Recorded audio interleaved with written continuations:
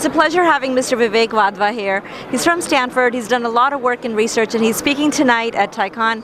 Mr. Wadhwa, it's a pleasure to talk to you. It's great to be here. Thank you. What are some of the issues or concerns, topics that you're going to be addressing today in your talk? I'm talking about how we're entering the Star Trek future we dreamed about. When we were young, we watched science fiction. We saw all these amazing things. We saw robots, we saw replicators, tricorders. I mean, all these amazing things we saw in science fiction. Believe it or not, they're happening now. We're now headed into an era when we can make the science fiction come true. We can build these robots that serve us. We can build these machines that print our day-to-day goods.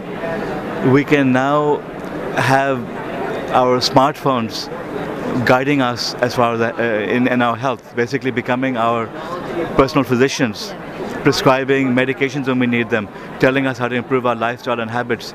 All these things that we thought were science fiction are now becoming possible. You know, yesterday one of the exhibitors, I saw he had a CD, and then you put a drop of blood in the CD and it does diagnostic for $2 to $5, reaching so many people.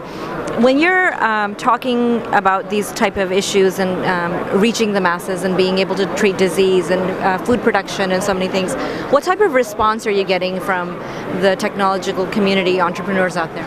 You know, people don't believe all of this is possible. This is why I do so much writing. If you go to my website, wadhwa.com, you'll see some of the articles that are written about it. When people start learning about the advances that are happening and watching the progression, it opens their eyes in a very big way.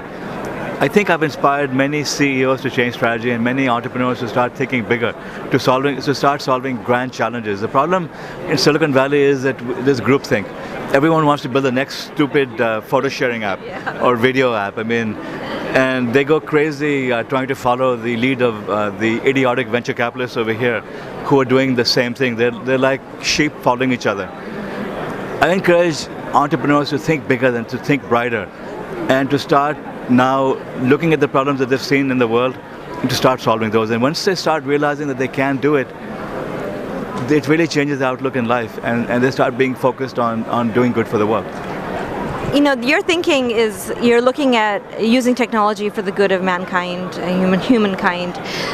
Where does that come from your background, that you have this motivation to do that? You know, I've been an entrepreneur, I've been an academic, I've had my ups and downs, and what I realize now is that the last few years I've been looking at the technology advances. What I realize now is that entrepreneurs can do now what only governments and big research labs could do before: solve grand problems. And as I've come to that realization, I've now started encouraging other people to start learning about these advances and to doing good for the world. It's a function of what I've learned about what's become possible.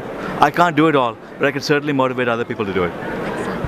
Earlier you talked about the good and bad side of technology.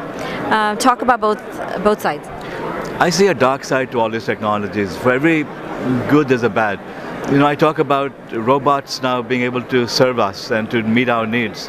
I talk about 3D printers being able to print food. I talk about medical assistants that can monitor our health and advise us. Well, what happens to the people who do these jobs? Manufacturing is going to be automated and come back to America. Well, what happens to the jobs in manufacturing? They begin disappearing. We can now create solutions for many diseases with synthetic biology and these technologies. We can also create killer viruses.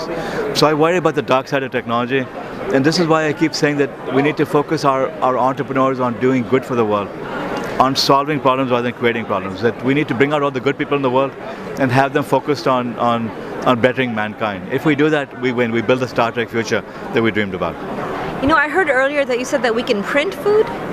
Yes, we can actually it's already now in the lab, you can synthetically produce meat. It's not very tasty right now, but give it 10, 15 years and we'll be synthetically producing meat. We won't need to kill animals anymore. Imagine if we could produce beef synthetically. It's no animal died producing it. You haven't killed an animal, but it's the same composition as beef. Would Hindus eat it? Would non-vegetarians, would vegetarians eat meat that was synthetically produced even though it's not real meat? Amazing. I know, this is what's becoming possible. And what are you looking forward to tonight? I mean, you have your talk at 5, but you also have the rest of the day. And have you been here for the last? Yeah, I'm just meeting people. There are amazing people here. That's the beauty of Tiecon, that it brings together entrepreneurs from all over the world. And it's unlike any other event in Silicon Valley. Silicon Valley is a boys' club, exclusionary, groupthink, propagating the same garbage. Thai, you have people from all over the world who have faced real problems, who are much more down to earth, and the mission is to help others. This is why I love coming here. Thank you so much, Mr. Wadhwa. I've always looked forward to talking to you, and I'm glad I got the opportunity today. I look forward to it. The honor was mine. Thank you so Thank much. you. Thank you.